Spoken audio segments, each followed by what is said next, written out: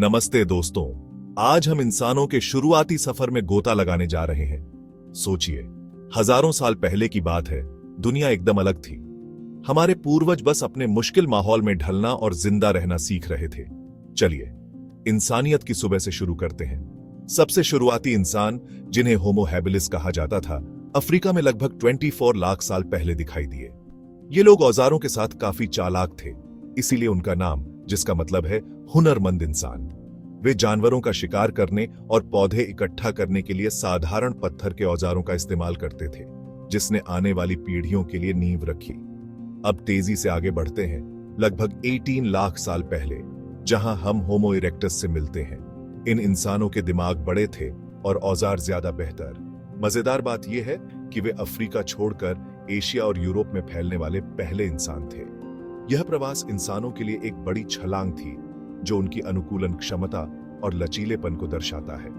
अब मैं आपको निएंडरथल्स से मिलवाती हूं। वे लगभग 4 लाख से 40,000 साल पहले यूरोप और एशिया के कुछ हिस्सों में रहते थे।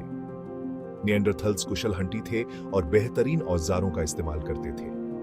हैरानी की बात है कि उनके पास एक तरह की भाषा भी थी और वे अपने मृतकों को रीति रिवाजों के साथ दफनाते थे, जो एक जटिल सामाजिक व्यवस्था की ओर इशारा करता है। लेकिन हमारे सीधे पूर्वज होमो सेपियंस के बारे में क्या? वे लगभग 3 लाख साल पहले अफ्रीका में उभरे। अपनी बेहतर सोच समझ की शक्तियों के साथ होमो सेपियंस ने बेहतरीन औजार, कला और संस्कृति विकसित की। अफ्रीका से बाहर उनकी यात्रा ने उन्हें अंततः दुनिया के हर कोने तक पहुंचा दिया, जहां उन्होंने विभिन्न जलवायु और परिदृश्यों के साथ तालमेल बिठाया। और आग की भूमिका को भी नहीं भूलना चाहिए।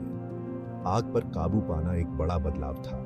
इसने गर्मी, सुरक्षा और खाना पकाने का एक जरिया मुहैया कराया, जिससे पोषण और जीवित रहने की दर में सुधार हुआ।